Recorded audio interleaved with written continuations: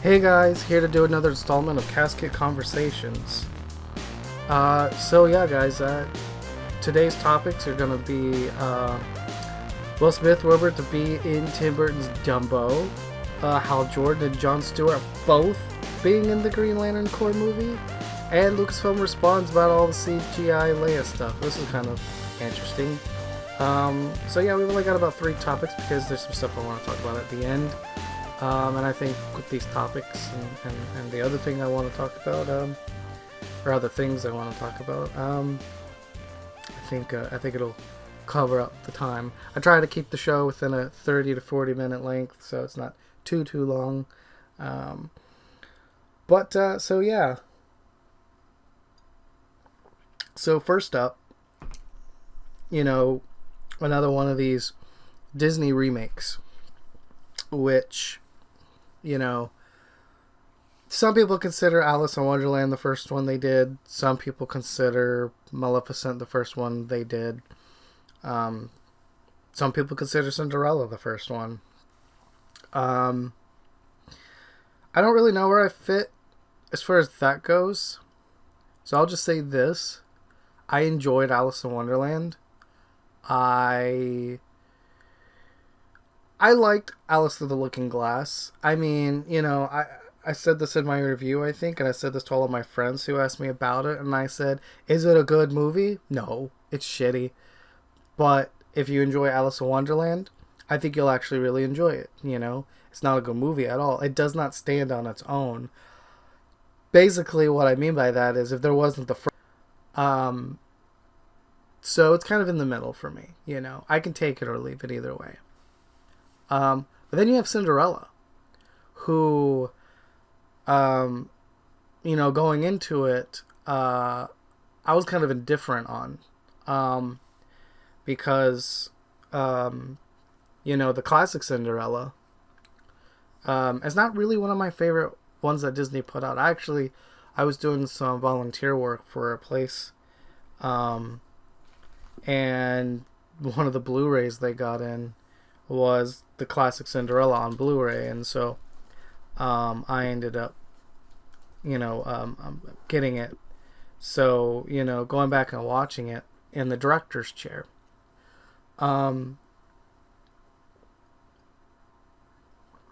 So I'm a big Tim Burton fan. He's he's probably in my top 5 favorite directors, if not top 3. I give Edward Scissorhands the credit for getting me to a place where I love film. I definitely think Tim Burton can do Dumbo justice. Absolutely. On the flip side of Cinderella, Dumbo is a movie that I really enjoy. I don't know where it falls in with all of the other classic Disney movies. That's another Casket Conversations for another time, or another video for another time. But yeah, Dumbo is definitely one of those like classic Disney movies, and there's several of Burton's films that has that classic feel to it. I mean, say what you will about the film itself, but Dark Shadows had like a feel that I feel like would work really well for Dumbo, or Ed Wood, something like that. Maybe not necessarily black and white, but movies like that. I think it's definitely in his wheelhouse, or in his. Yeah, I said that right. It's in his realm. But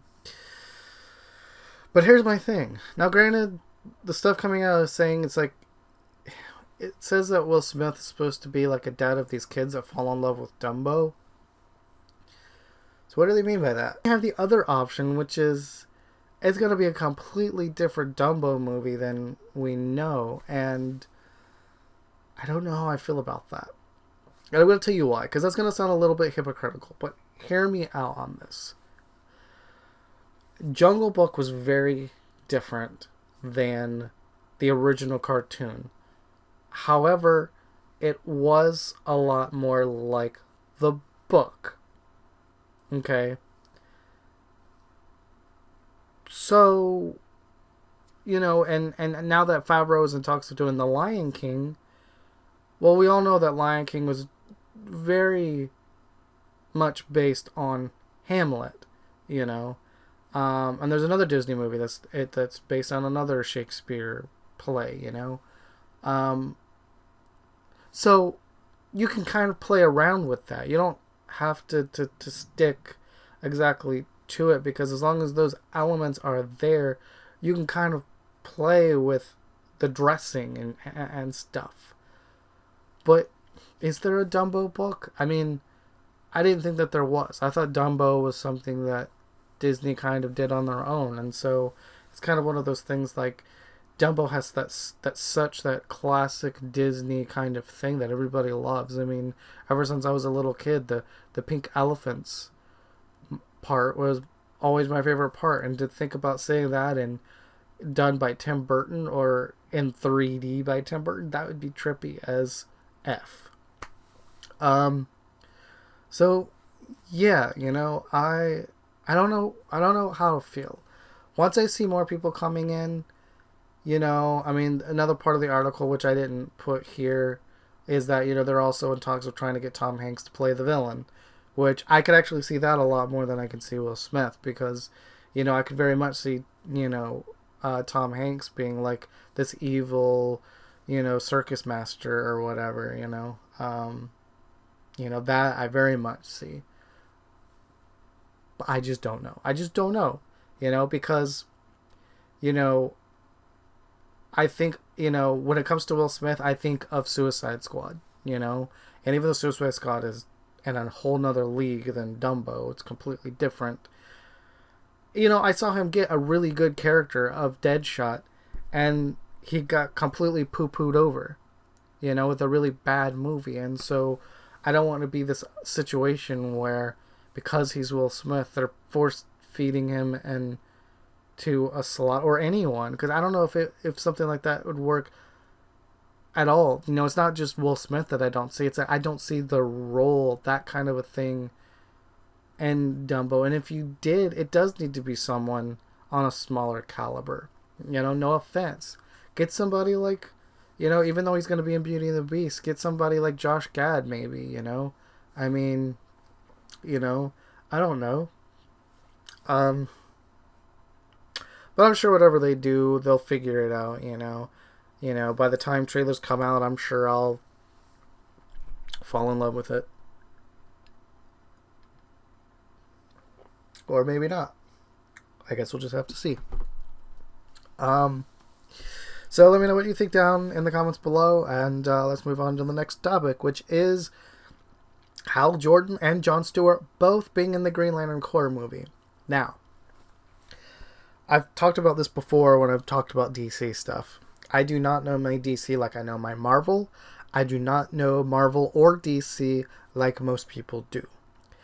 I like superheroes growing up, but I was not like a die-hard superhero person. I was more of the geeky, nerdy type of stuff like Lord of the Rings, Star Wars, all that kind of stuff. So, disclaimer. But, with all that being said, when Man of Steel was coming out, and it was kind of alluded to the idea that Warner Brothers was going to kind of reboot the Justice League stuff because of the failings of Green Lantern. One of the things that I really hated, or especially once the stuff that once BVS was coming out, we got stuff on that. The fact that Green Lantern was not mentioned at all. And then when we learned that he wasn't even going to be in Justice League, that got me kind of upset. Because my core Justice League people were those members that we saw during the 90s on Cartoon Network. It's like, I want my Martian Manhunter. I want my Hot Girl. I want my Wonder Woman. I want the Flash. I want it all.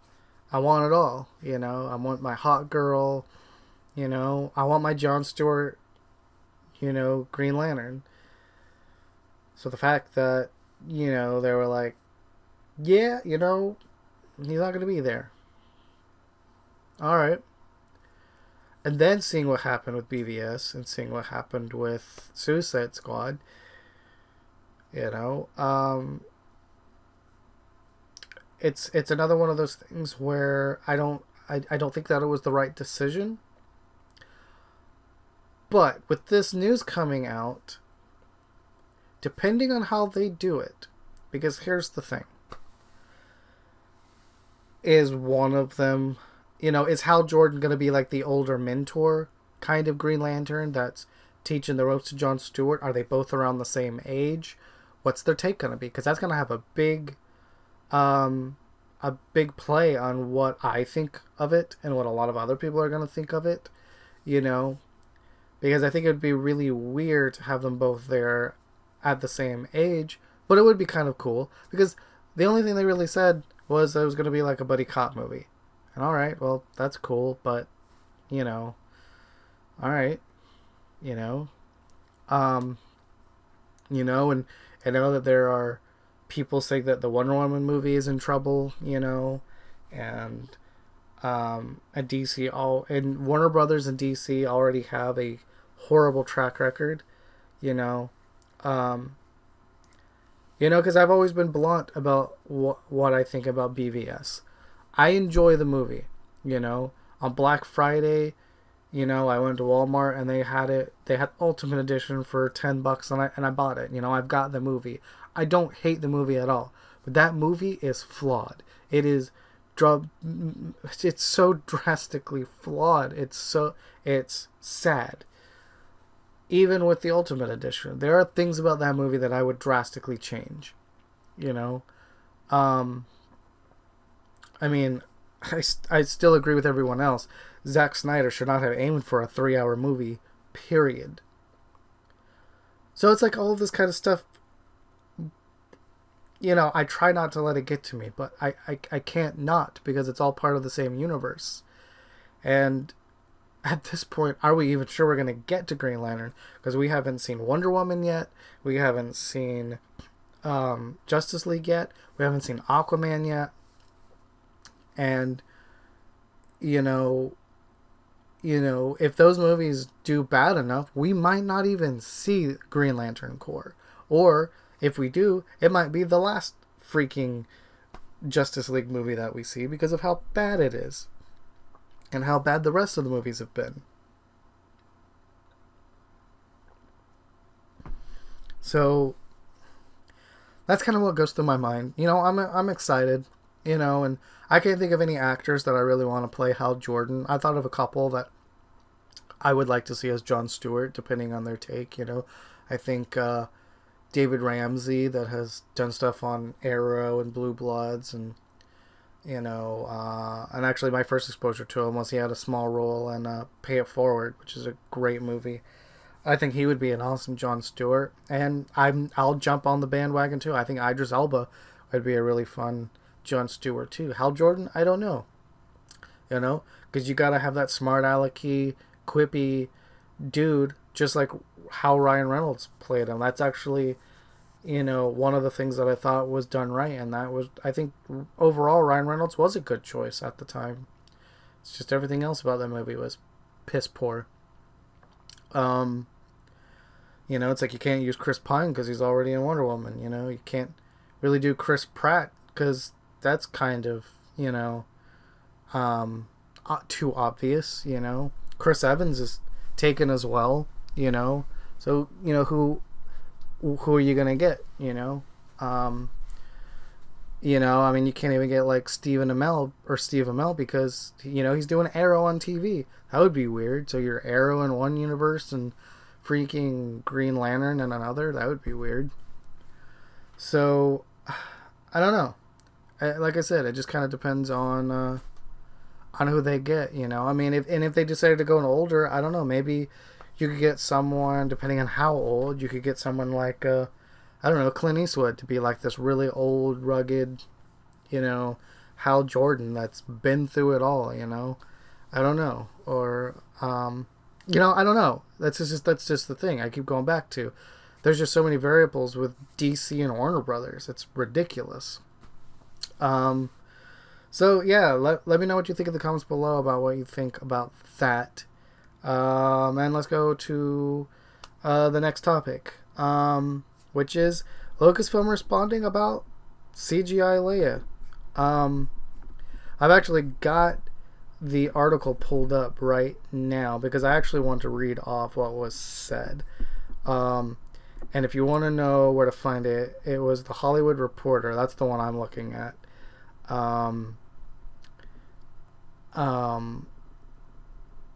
So here's the thing. So for anyone who maybe didn't watch last week's episode or hasn't kept up too much with the news on Star Wars, here's a quick rundown. With the death of Carrie Fisher, a lot of people have pretty much just been, wondering what Lucasfilm is going to do. So, are they going to kill her off screen? Are they going to do a CGI Leia? Are they going to recast her? What are they going to do? And this has been going on for maybe, I don't know, 2.5 weeks now, it seems like. So Lucasfilm has finally issued a statement, and I want to read it off really quickly. Like I said, again, it's on the Hollywood Reporter. You can go find it and read it if you want to read the whole thing, because there's actually more to it. But I just want to read what Kathleen Kennedy said. I believe it was Kathleen Kennedy. It might not have been. Yeah, I thought it said that it was Kathleen Kennedy who said, but I'm not sure who it was. But anyways, here's the quote. Whoever it was said, "We don't normally respond to fan or press speculation, but there is a rumor circulating that we would like to address. We want to assure our fans that Lucasfilm has no plans to digitally recreate Carrie Fisher's performance as Princess or General Leia Organa. Carrie Fisher was, is, and always will be a part of the Lucasfilm family. She was our princess, our general, and more importantly, our friend. We are still hurting from her loss. We cherish her memory and legacy as Princess Leia, and will always strive to honor everything she gave to Star Wars." So that's what I wanted to read off. I really like that quote. Overall, I like what was said. But, and there's a big but, and this is where the rant is going to come out. Firstly, before I get into the rant, let me say this too. I really do appreciate the fact that Lucasfilm came out and said something, because they're right. They were friends of Carrie Fisher. The people that worked there, they knew her. They saw her regularly. They weren't just fans of her. They were actually people that were in her life. And so for them to come out and issue a statement and say anything at all, I really respect, and I have more respect for them for that. More than I know how to put into words. Because they don't have to. They could have just waited until they actually knew what they were going to do. And then said whatever they wanted to say then. Even if it was just, "Hey guys, don't worry, we've got it under control," So, that being said, it worries me about what their final decision is going to be. It really does. To the point of, again, because episode 8 hasn't even come out yet. We don't even know what happens. She could die before the end of episode 8 for all we know. I don't know. But, and this might be a little pre-Madonna-y or dramatic, but if Leia has any role in episode 9 and it's not digital Carrie Fisher, I'm just going to flat out say it. I'm not going to like it. I'm not going to like it. If they kill her off in between, I'm not going to like that either. If they kill her off at the beginning of the movie, It'll depend. It'll depend how it's done. It'll have to be done with class. You know, it'll have to make sense with everything else that's going on in the universe. Because I haven't gotten around to reading all of the books. But I'm someone who's lucky enough that knowing plot lines and spoilers for things doesn't take away from my enjoyment.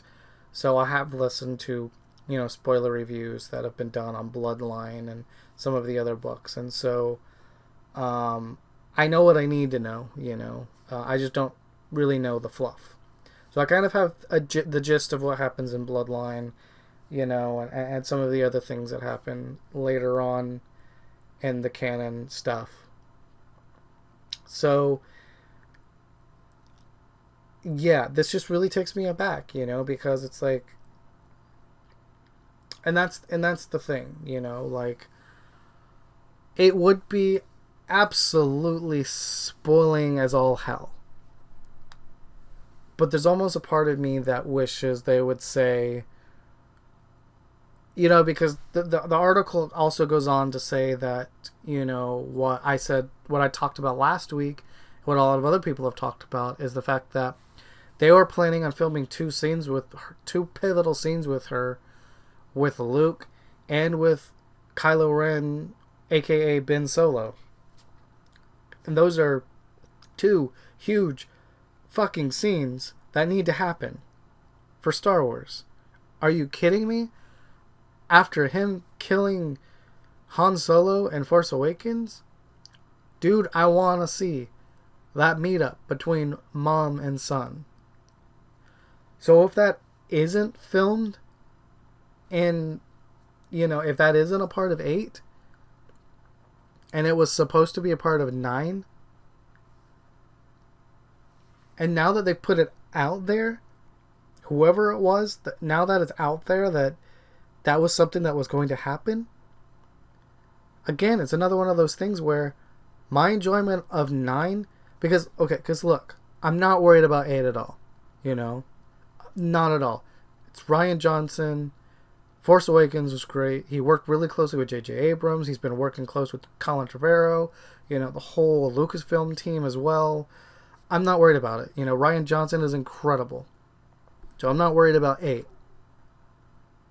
If I'm worried about 8, it's only about, like, the last, you know, 30, 45 minutes of the film, which lead into whatever happens in 9. The rest of the film, I'm not worried about. I'm only focused on whatever carryover there is for 9. And that's what I'm worried about. You know? Because they were very clearly, say what you about Force Awakens, even if you didn't like the movie that much, you can tell. You don't have to be a scholar in film to tell that they planted seeds. And especially if you've been paying attention to other canon stuff like Rebels and the books and the comics, you can tell that they've been leading up to something very fucking specific. Seriously. So this worries me. How are they going to fix this? You know? Because look, I get it. I get it. They are put in such a huge, horrible problem. Because Carrie Fisher wasn't just an actor to them, but she was also their friend. You know, they're not just the owners of this massive franchise, but Carrie Fisher was also someone very dear to them. And what do you decide to do with that? You know, how do you move forward? You know, because as a friend of hers, do you see it as kind of messed up to, like, keep her moving forward? But what if your heart or what if your brain is telling you that's what we gotta do? Like, I would never want to be in the position that they're in with this. Absolutely not. You know, and truth be told, and I think I said this last week too, no matter what decision they do, they're always going to upset somebody. You know, like, You know, they're not gonna be able to make a perfect situation out of this. They need to do it with tact, you know. Um, but I don't know. I doubt anyone from Lucasfilm will ever listen to this or get a hold of this at all. But just in case, or in case someone really important does hear this, this is the only thing that I'm going to ask. Do not do another Rogue One. Do not make this really important Leia-centric book in between 8 and 9 that we're all going to have to go out and read before we go see 9. Please don't do that. That's all I ask. You can do whatever else you want. Don't do that. Because, yeah. Because that I just think is a bad idea. For lots and lots and lots and lots of reasons. You know? It's like I said before. You don't kill off a character that important off screen. No matter how beautifully done it is. You just don't do it. You know. But though I wouldn't mind an Attack of the Clones situation. I wouldn't mind if at the very beginning she gets blown up and, Kylo Ren is the cause of it, I don't know. Or Snoke, So that's basically it. I'm actually kind of disappointed they're not doing a digital Leia because that's actually what I wanted to see. I stinking love what they did with Tarkin in Rogue One. Yeah, it's noticeable, but I can promise you by the time 9 comes out, the technology is going to be so much better by then. It'll be even better. So let me know what you thought in the comments, and let's move on to the last stuff I wanted to talk about, which is stuff about the channel. I'm playing around with a bunch of different things, and I just wanted to inform everyone in case anyone was interested. I'm playing around with music. I made a video about this, and I might have mentioned this in the last Casket Conversations. I don't think I did, but I might have. But if you didn't know, I play the piano and guitar and stuff. So I've been kind of playing around with stuff, and I created a SoundCloud. So not only will I be posting my music there, but I will also be posting the audio version of this over there as well. So next week's episode, at the beginning, I won't just be addressing YouTube anymore. I'll be addressing SoundCloud. So I will be probably refraining from saying anything about YouTube other than I'm specifically talking about, something on YouTube. I've also got a website again, guys, so go check that out. I've got a contact form in there, so if there's anything you want to see me do or add to it, if you have any, pros and cons, everything is welcome. Yeah, guys, I'm doing a lot. I'm trying still to get things together. I did not accomplish everything that I wanted to accomplish this month because, well, as I always say, life.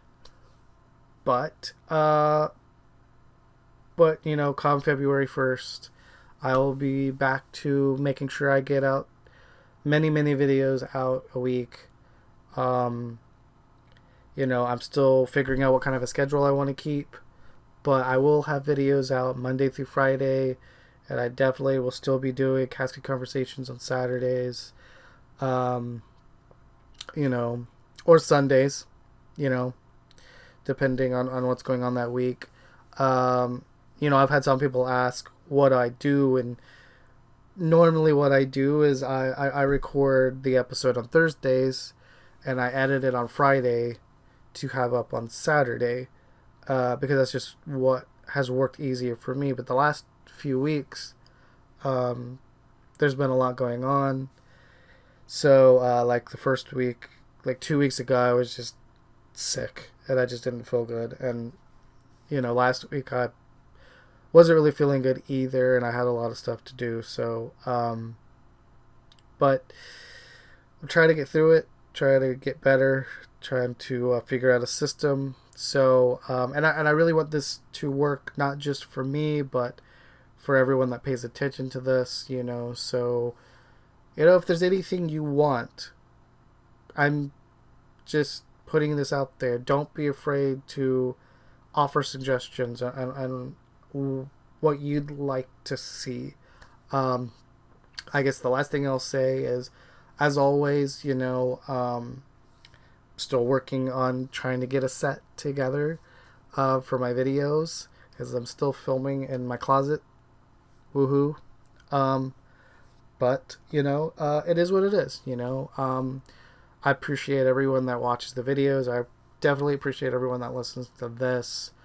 And keep in mind for you guys on SoundCloud, as of right now, I don't really get anything off of there. So if you want to do me a big favor, any of you SoundCloud listeners, when you have a chance, come over to my page. I've got a playlist of all of my Casket episodes. And if you just come over and drop me a like, if you want to leave me a comment too, that'll be cool as well. But if you just make sure you come over and drop me a like, that would be awesome. And another reason I did the SoundCloud thing too is I've talked to a lot of people that listen to podcasts and things on the road, and unless you're paying for the YouTube Red stuff, you can't really listen to it on your phone without having your phone on, which makes it kind of difficult to listen to podcasts. So, and I am going to make the episodes on SoundCloud downloadable as too. So even there, you can use the SoundCloud app to listen to it, and you can also download the episodes off of the site, and listen to them at a later time. Both of those options are there. I just wanted to have a way that you got the episode somewhere else. But yeah, I think that's pretty much it. As always, you can find me on Twitter and Instagram. And I'll see you guys on the next episode of Cast Conversations. Peace out, everybody.